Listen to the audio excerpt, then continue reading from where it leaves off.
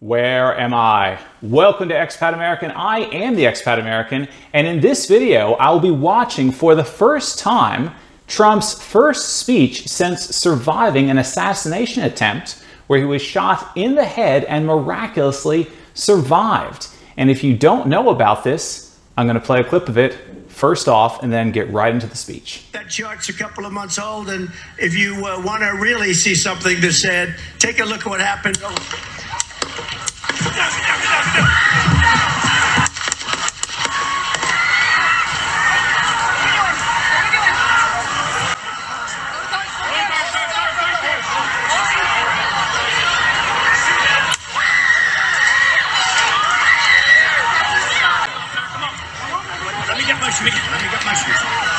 I got you, sir.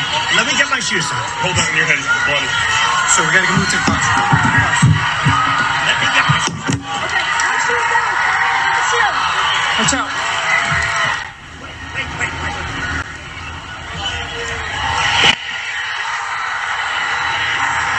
And then they hustle him away and the audio cut out there, but as he's shaking his fist, apparently he said, "Fight, fight, fight." The reason why I want to do this tonight and examine his speech is because he has gone through something that most of us will never go through. And whether you like him or not, it is a major, major test of character. He's giving a speech.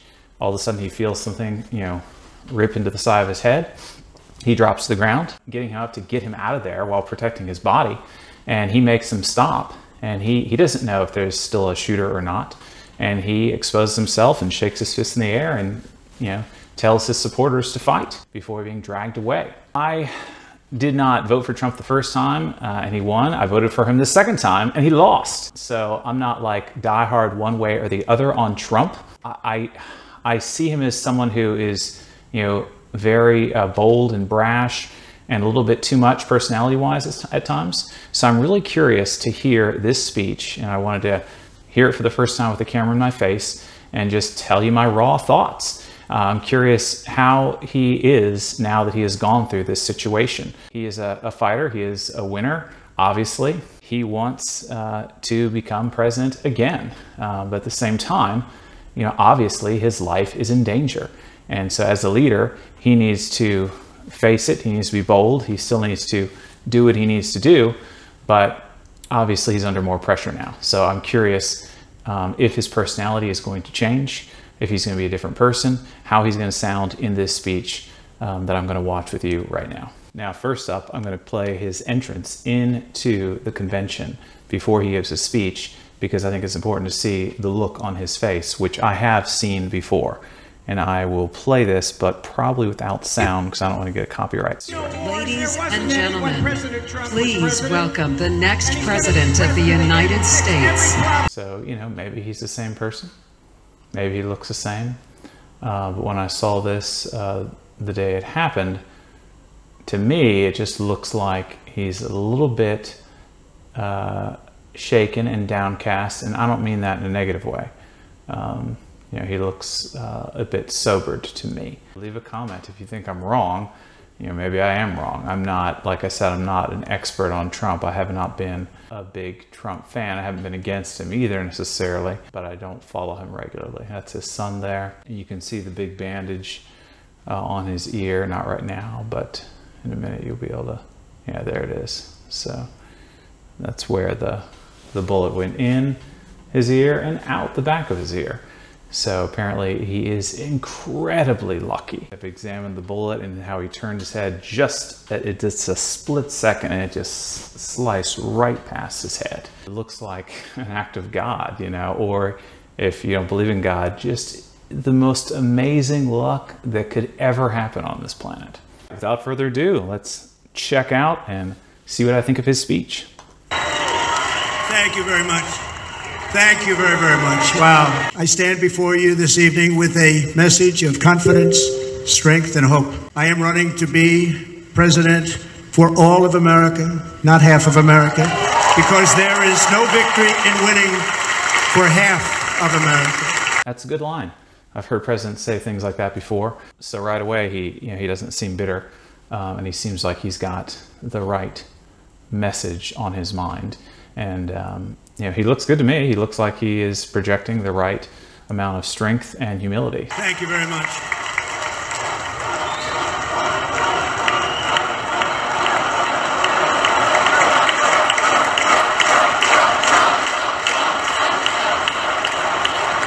Thank you very much. Wow.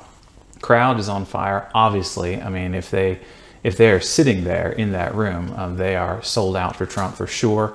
And just imagine how it must feel to be all in on this guy that you want to be your leader, your president, and to donate money and to, you know, have your ticket to this event or whatever. And then to hear the news that he was, you know, almost deleted, let's say. I got to be careful of the algorithm. It must be an incredibly emotional moment for them. Let me begin this evening by expressing my gratitude to the American people for your outpouring of love and support following the assassination attempt at my rally on Saturday.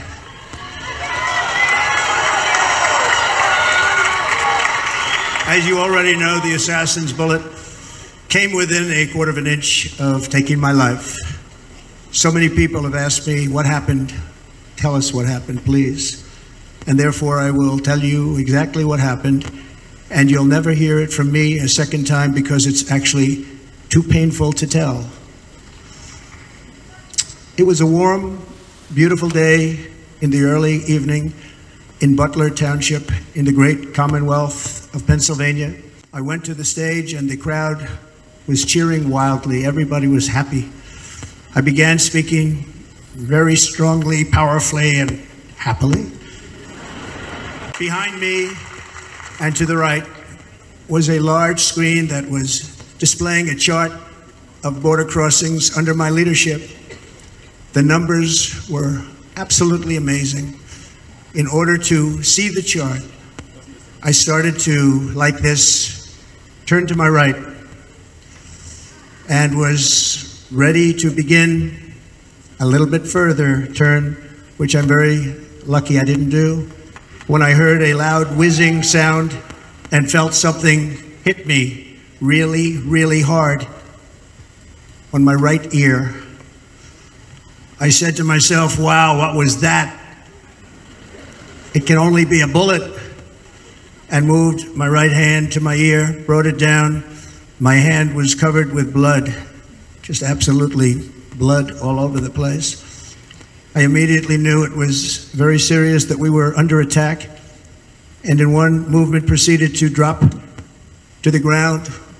Bullets were continuing to fly as very brave Secret Service agents rushed to the stage, and they really did. They rushed to the stage.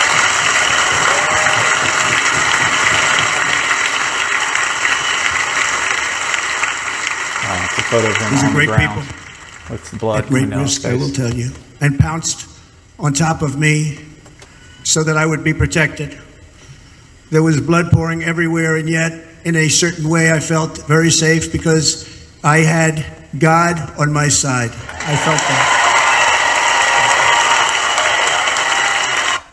Wow, so if he is being honest, and I'm not saying this because I don't like Trump or I don't trust Trump, you know, just any person, you know, because we all only know what's in our own heart. What he's saying is moving my heart, you know, that it's so painful, he's only going to say it this one time. You know, that he trusts God. And, you know, again, if he believes those words, that's a powerful thing to say, you know, that he felt safe because he felt like God was there. And it's definitely something that I would say conservative Americans want to hear from their leader. The amazing thing is that prior to the shot, if I had not moved my head at that very last instant, the assassin's bullet would have perfectly hit its mark, and I would not be here tonight. We would not be together. The most incredible aspect of what took place on that terrible evening in the fading sun was actually seen later. In almost all cases, as you probably know, and when even a single bullet is fired, just a single bullet, and we had many bullets that were being fired, crowds run for the exits or stampede, but not in this case. It's very unusual.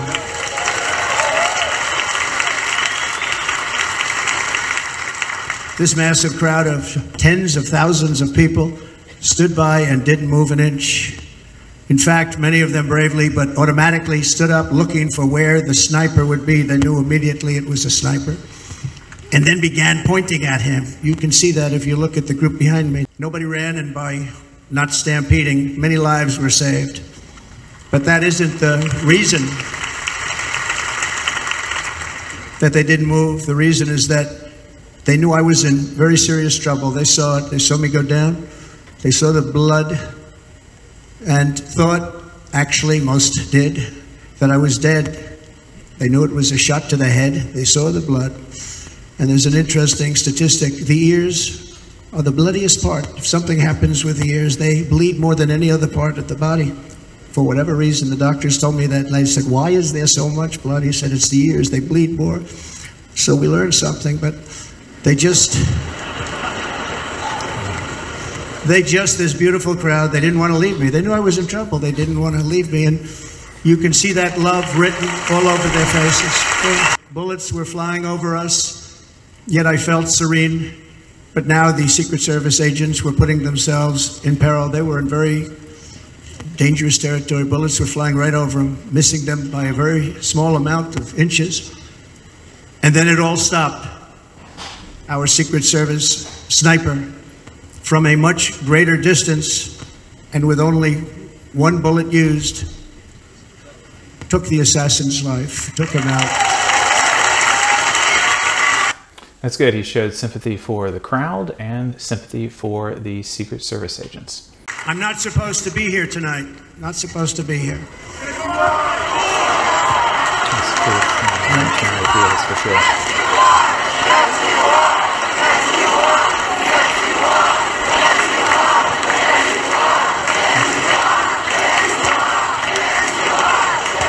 Thank you.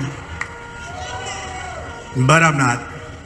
And I'll tell you, I stand before you in this arena only by the grace of Almighty God.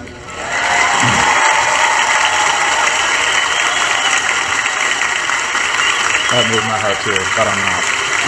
In watching the reports over the last few days, many people say it was a providential moment. Probably was. When I rose, surrounded by Secret Service, the crowd was confused because they thought I was dead, and there was great, great sorrow. I could see that on their faces as I looked out. They didn't know I was looking out. They thought it was over. But I could see it, and I wanted to do something to let them know I was okay. I raised my right arm, looked at the thousands and thousands of people that were breathlessly waiting, and started shouting, "Fight, fight, fight."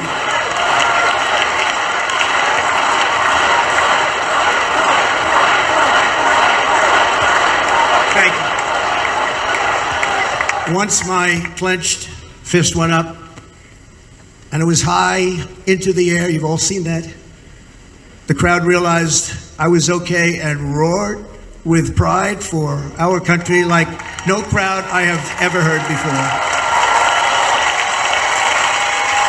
Never heard anything like it. For the rest of my life, I will be grateful for the love shown by that giant audience of patriots that stood bravely on that fateful evening in Pennsylvania. Tragically, the shooter claimed the life of one of our fellow Americans, Corey, comparator, unbelievable person, everybody tells me. I'm glad he mentioned that guy. So one person did die in the crowd. You know, I think it needs to be said, you know, because it's easy to just look at this, you know, from a distance, and if you're a Trump fan, be very happy and feel like it's just a great thing that he survived, meaning, you know, not great in a good way, but an impressive thing that he survived, and to see it as a victory, let's say. But, you know, it's important that we not forget that someone died at this event. The guy was my age, I believe, maybe a few months older, with a wife and several kids. So it's like if I were there and I just died all of a sudden, you know, it would not be a good day at all, you know, for my wife and kids, and for, you know, people that would know me well. So this day is still a tragedy, even though Trump survived. It is still a tragedy for whoever knew this guy, and it's a shame. And also, just to hear Trump's story of lying on the ground and being able to see, you know, the crowd, I guess, out of the corner of his eye, the crowd that thinks that it's over for him, and, you know, for him to, you know, be moved in his heart to then get up and show the crowd with his fist that he's okay. You know, I didn't expect to ever hear a story like this out of Trump's mouth. I didn't expect to ever hear a story like this from Trump that would like move me emotionally. You know, it's crazy, because I consider myself a serious Christian, and I would look at Trump in the past as someone that I'm like, whatever, man, you're kind of rude to women and whatnot, and that's why I didn't vote for him the first time. You know, but because he seemed to do a good job putting his business experience to good use in the presidency, I decided to vote for him the second time. And I feel like I was wrong, you know, to basically look down on Trump, you know, but it's still strange, you know, because I'm definitely being challenged in how I see things, what I think of different people, you know, to have this powerful emotional story coming from a person that I did not take so seriously. Was accompanied by his wife, Helen, incredible woman. I spoke to her today, devastated, and 2 precious daughters. He lost his life selflessly acting as a human shield to protect them from flying bullets. He went right over the top of them and was hit. What a fine man he was.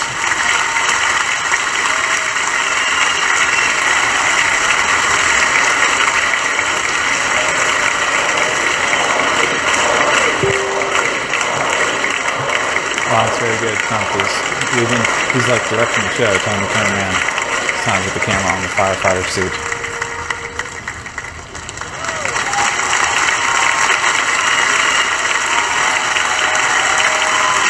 Interesting. Kissing the guy's helmet.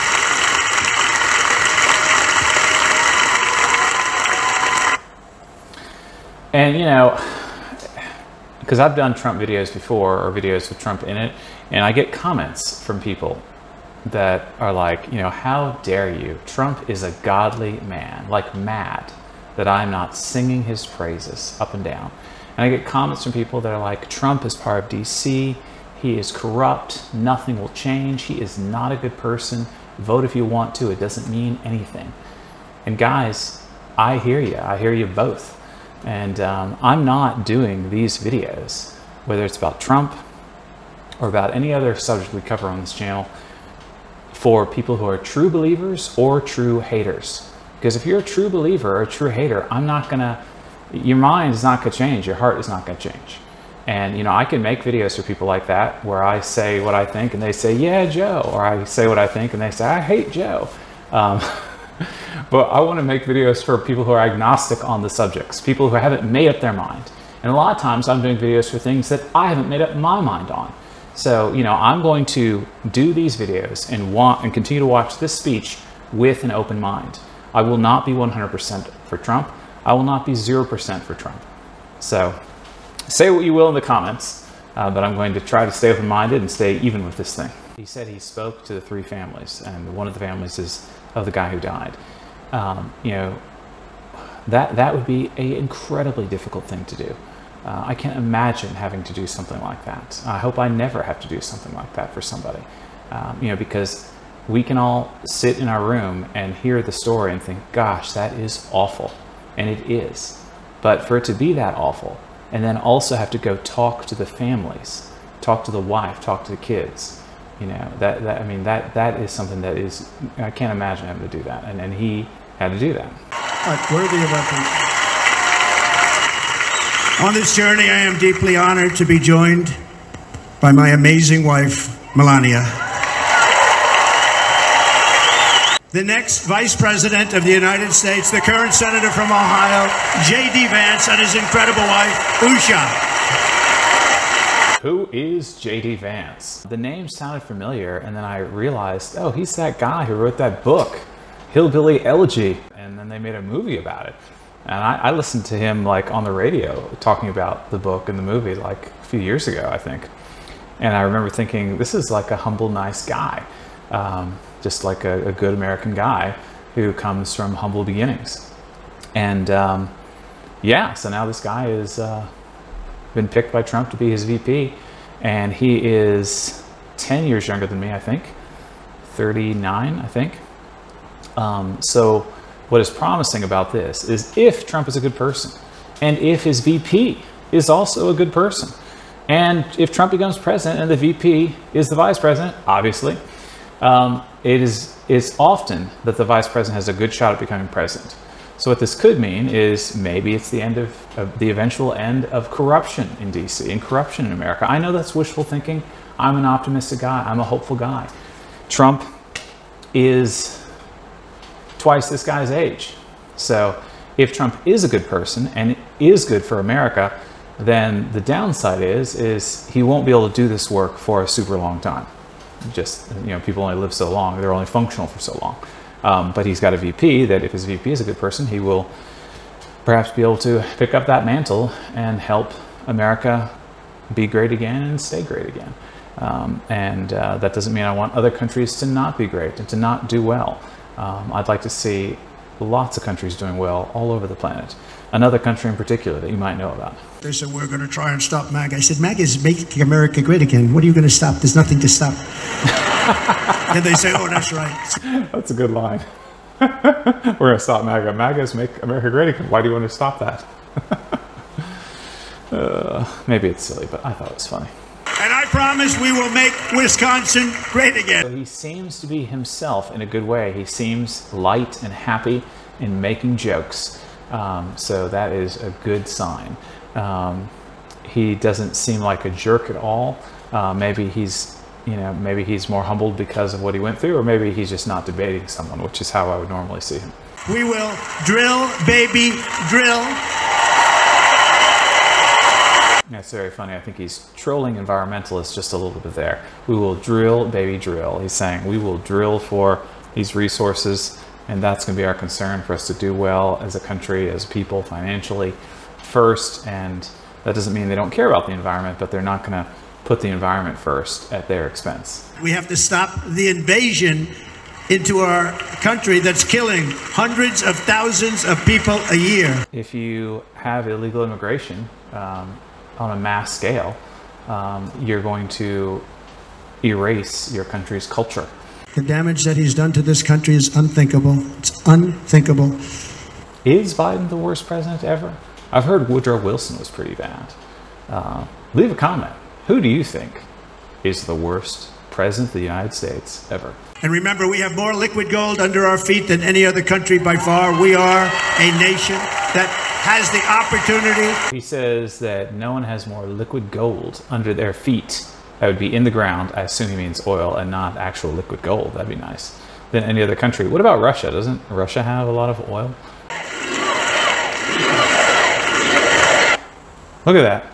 That's the second person I have seen with a bandage on their ear in the crowd. So people are starting to use that as a costume to show their support of Trump. That means two things on day one, right? Drill, baby, drill, and close our borders. And he also said he was going to end the war in Eastern Europe. Last time I put up that chart, I never really got to look at it. Okay, cool. So that is pretty good. So it looks like you have the one mountain in the middle, and that, I guess, is where it got really bad. And I assume the valley is where Trump was in the middle of his presidency. And then the Biden administration is the huge mountain range after that. But without that chart, I would not be here today. I'd consider framing it and putting it in my house. I mean, because if that's true, and that does seem to be true, it's because he glanced to look at the chart that the bullet missed him. And you know what else I was thinking is, I'd be thinking, no one has been me. No one in my position has had a bullet come so close to their head and survived. Do I want a scar on my ear or not? I mean, it's probably not his choice. Either it's going to scar or it's not. I mean, I'm sure if he wants no scar, the plastic surgeons can do great work. But it would go through my mind. I would definitely be thinking, maybe I want a scar. Maybe I want people to see this. Maybe I want to carry this with me for the rest of my life, that this was done to me, that I made this sacrifice. That's catch and release, where we catch them and release them into our country. We catch them and release them into Mexico. There's a slight difference. Has anyone seen Silence of the Lambs? The late, great Hannibal Lecter. He'd love to have you for dinner. That's insane asylums. They're emptying out their insane asylums. And terrorists are coming in at numbers that we've never seen before. Bad things are going to happen. See that movie if you haven't seen it. It is frightening, but not too gory. It's more of a mental scare. Silence of the Lambs. Is that what's happening? You know, are they really emptying out mental institutions? I'd be curious if there's stats on that. I mean, it makes sense. You know, if you're a poor country and you're having a hard time managing your people, and you have too many people that are on hard times, they're low income, and you've got criminals, and you've got jails you can't afford to take care of people in, you know, and then you hear that, you know, the world power is opening their border. You know, it would be far cheaper to put all these people on a bus and send them across. And by the way, if I ran one of the countries, many countries from all over, I would be worse than any of them. I would have had the place totally emptied out already. Right? It makes sense. But we become a dumping ground for the rest of the world, which is laughing at us. They think we're stupid. This is my vow. I will not let these killers and criminals into our country. And he said, I understand, Your Excellency. He called me Your Excellency. I wonder if he calls the other guy Your Excellency. I doubt it. The other guy gave him everything. I mean, what kind of a deal was that? He walked out, gave him everything. So Trump, he's still funny, you know, and that's a good part of his personality, I think. And we will restore and renovate our nation's once great cities, making them safe, clean, and beautiful again. And that includes our nation's capital, which is a horrible killing field. So many things. They leave from Wisconsin, they go to look at the Washington Monument, they end up getting stabbed, killed, or shot. We will be very soon very proud of our capital, again, Washington, D.C. And last time I was in Washington, D.C., the actual tourist spot right in the center is very beautiful. It's very nice. But then you just walk 1 block away or half a block away even, and you can feel it and you can see it. It is scary. It is dangerous. And this has happened to cities all over America. And I've traveled all over Europe. It doesn't look that great in Europe either, except for one country. Have you been there? Have you been to Russia? The cities in Russia are immaculate. I want to say by comparison, but not even by comparison. They're just immaculate, period. They're better than any city I thought could be. Just a few short days ago, my journey with you nearly ended. We know that. But if the events of last Saturday make anything clear, it is that every single moment we have on earth is a gift from God. Make America great again. Thank you very much. Thank you very much, Wisconsin. God bless you. God bless you, Wisconsin, and God bless the United States of America, our great country. Thank you very much, everybody. Thank you. All right. So that is that. Trump's speech. What did you think?